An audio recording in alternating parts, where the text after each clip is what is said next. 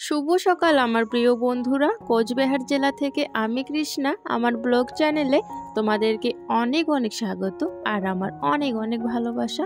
তোমরা যে যেখান থেকেই আমার ভিডিও দেখছো, আশা করছি প্রত্যেকেই ভালো আছো, সুস্থ আছো। আমরাও ভালো আছি। এইদিকে আমি জোর করে প্রীতমকে কিন্তু তুলে ফেলেছি। এখন তো স্কুল খুলে গেছে, খুব বেলা অবধি ঘুমোলে কিন্তু চলবে না। সকাল সকাল তো উঠতেই হবে, একটু হলো তো বই পড়তেই হবে। তো সেই জন্য আমি ওকে জোর করে তুলেছি। আর সত্যি কথা বলতে এই সকালবেলা ওকে তোলাটা আমার কাছে খুব একটা কঠিন কাজ, জানো তো, খুব কঠিন কাজ। উঠতেই চায় না, অনেক জোর করে ওকে অনেকক্ষণ ধরে বলতেই তুলতে হয়। আর প্রীতিকে আবার বলতে হয় না, প্রীতি আমার সাথে সাথেই উঠে যায়। ওইদিকে চা খেয়ে নিয়েছি, এইদিকে যেহেতু বিছানাটা আর কি খালি আছে, তো সেই জন্য বিছানাটাই এখন আমি গোছগাছ করে রাখবো। তারপর ও আবার বই পড়বে। এখানে দেখো বইটা আগের থেকেই রেখে দিয়েছে, তো আমি সাইডে করে রেখে দিলাম বইটা। এখন তো বিছানাটা একটু ঝাড়বো, তো সেই জন্য।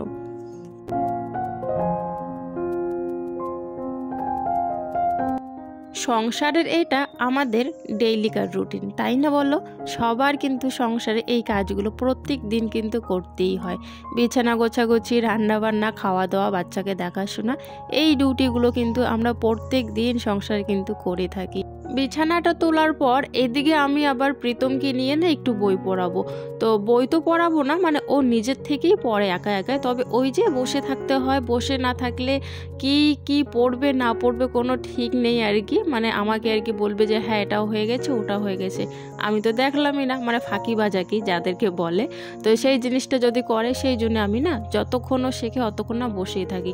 তবে আজকে কি হয়েছে, আজকে একটু পড়াটা একটু বেশি ছিল, ও সহজে হচ্ছিলই না। অনেকক্ষণ ধরে পড়ছিল, হচ্ছিল না।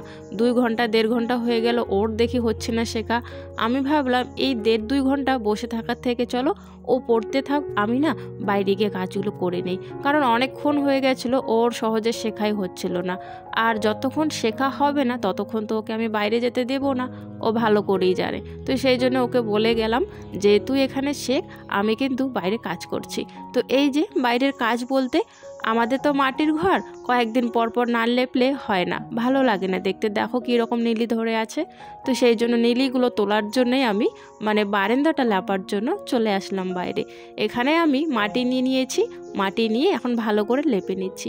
আর আগে তো তোমরা দেখেছো, আগে কিন্তু আমি প্রায় দিনে মাটি আর গোবর দিয়ে লেপতাম। তবে এখন না গোবর দিয়ে লেপছি না, কারণ ওই অন্যর বাড়িতে যেতে হয় তো গোবর আনতে।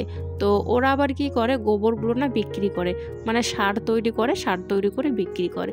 তো এখন কেমন লাগে না আনতে, তো সেই জন্য আমি আর গোবর আনতে যাই না, মাটি দিয়ে লেপে রাখি।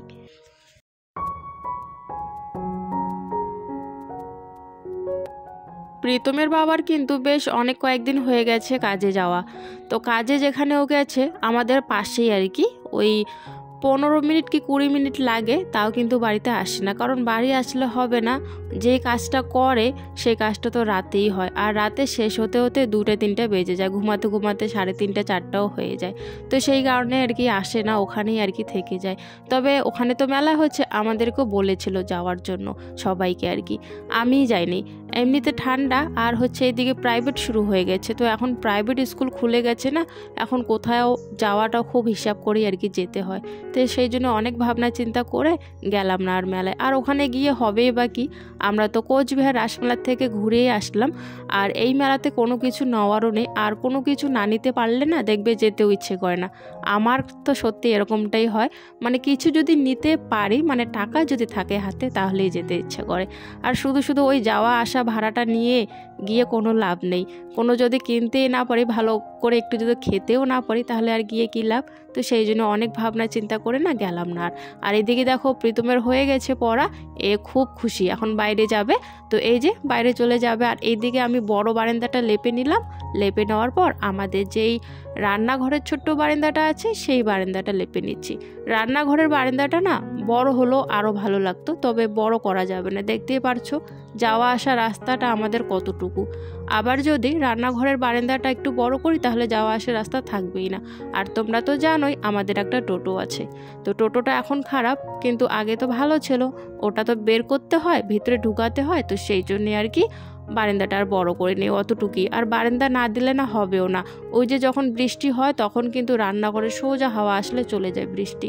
তো সেই জন্যে ঘরের বারান্দা দেওয়া খুবই জরুরি। তো সেই জন্য মানে এরকম করে একটু ছোট্ট বারান্দা দেওয়া হয়েছে।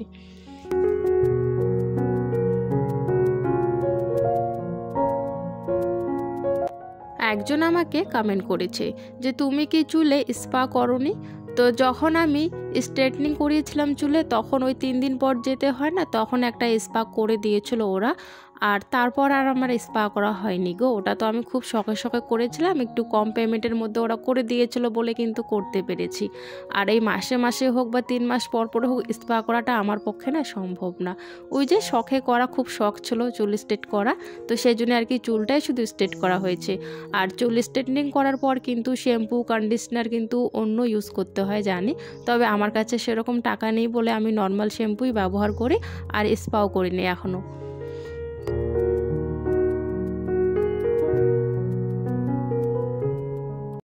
এইদিকে আমি ল্যাপা মোছা করছি আর ভাবছি যে তাড়াতাড়ি ল্যাপা মোছাটা করে নিই, কারণ রান্নাঘরে ঢুকতে হবে। তো সেই জন্য না ভাবনা চিন্তাগুলো করছিলাম। আর প্রীতি আজকে যাবে স্কুলে, প্রীতম আজকে স্কুলে যায়নি, ও স্কুলে যাবে না বলছে, কারণ বন্ধুগুলো কেউই যাচ্ছে না। এমনটাই হচ্ছে কয়েকদিন ধরে, জানো তো, বন্ধুগুলো যদি কেউ না যায় ও যেতে চায় না একা একাই। আর তোমরা একটা দেখেছো না, প্রীতমের সাইকেল আছে, সাইকেলটা কিন্তু খুবই সুন্দর, সত্যি খুবই সুন্দর, মানে দেখতেই সুন্দর এরকমটা আর কি। সাইকেলটা অনেক দাম দিয়ে ওর ঠাম্মা কিনে দিয়েছিল ওকে। তো সাইকেলটা বেশ কয়েকদিন ভালোই ছিল। আর এখন কি হয়েছে জানো, এখন শুধু চেন পড়ে বারবার চেন পড়ে, এত বারবার চেন কেটে আনা হচ্ছে, ঠিক করানো হচ্ছে, ব্রেক নষ্ট হয়ে যাচ্ছে। আর এই প্লাস্টিকের ব্রেকগুলো থাকে না, প্লাস্টিকের যে, তো সেগুলো মনে হয় ভালো থাকে না। আর এই সাইকেলটা কিছুদিন পর পর একটা হলেও নষ্ট কোনো কিছু হতেই থাকে। তো ওই যে সাইকেলটাও পড়ে আছে, সাইকেলটাও নিয়ে যেতে পারে না।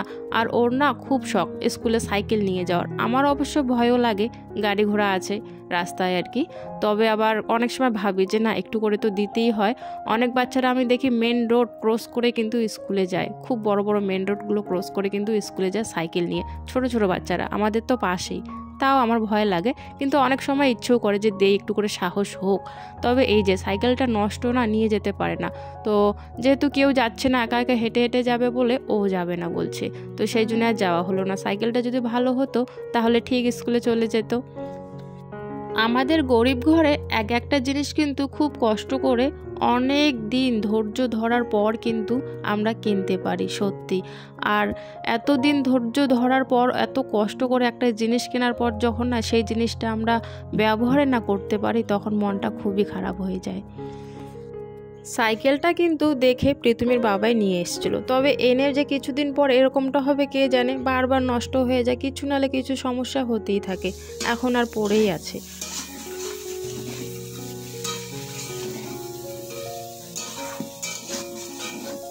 তোমাদের সাথে দেখো কথা বলতে বলতে আমার কিন্তু ভাত হয়ে গেছে। এইদিকে আমি ফুলকপি আলুগুলো একটু ভাপিয়ে নিয়েছিলাম, সেইগুলো একটু তেলের মধ্যে ভাজা ভাজা করে নিলাম লবণ আর হলুদ দিয়ে। আর ফুলকপিটা রান্না করব, 3 পিস মাছ আছে, তো সেই 3 পিস মাছ দিয়ে ফুলকপিটা রান্না করব। বন্ধুরা, তোমরা কে কোথা থেকে আমার ভিডিও দেখছো অবশ্যই কিন্তু কমেন্টে জানাবে, তাহলে আমি জানতে পারবো আমার বন্ধুরা কত দূর দূরান্তর থেকে আমার ভিডিও দেখে। এইদিকে আমি কেটে নিয়েছি ফুলকপি, যে ওই ডাটাগুলো থাকে নরম ডাটাগুলো, সেই নরম ডাটাগুলো কেটে নিয়েছি লম্বা লম্বা করে। বেগুন আর আলু এগুলো দিয়ে না চটচটি বানাবো। এমনি তো প্রীতি খেতে চায় না চটচটি, ওই আমরাই খাবো আর কি, তো সেই জন্য অল্প করে আর কি রান্না করছি। একবার কিন্তু আমি খুব সুন্দর করে ভালো করে কলেপাট থেকে ধুয়ে নিয়ে এসেছি, আর এখন এমনিতে এই জলের থেকে তুলে তুলে দিয়ে দিচ্ছি। 3টা মাছ ছিল, মানে 3 পিস মাছ ছিল, তো 3 পিস মাছ দিয়ে আলু ফুলকপি দিয়ে আর কি মাছের একটা ঝোল ঝোল করে নিয়েছি। আর দেখো কিসে রেখেছি, মানে এই জায়গাটাতে রেখে এখন আমাকে ভালো করে ঢেকে রাখতে হবে, তা না হলে দুপুরবেলা খেতে পারবো না। আমি আগেও বলেছি বিড়ালের উৎপাতটা একটু বেশি, তো যত্ন সহকারে আমাকে ভালো করে ঢেকে রাখতে হবে। এই যে এখন থালা দিয়ে ঢাকবো, তার উপরে আবার হচ্ছে আমার যে রুটি বেলনি যে আছে, এটা বেলনি তো না, এটা কি বলে, বেলনি তো হচ্ছে ওটা, এটা হচ্ছে তোমার রুটি যেটার মধ্যে বেলি আর কি, সেটা তো আমাদের পাথরের না, তো এই পাথরের জিনিসটা এখন ভারী জিনিসটা এখানে দিয়ে দিলাম। আর এখানে হচ্ছে চটচটি বানিয়ে নিচ্ছি।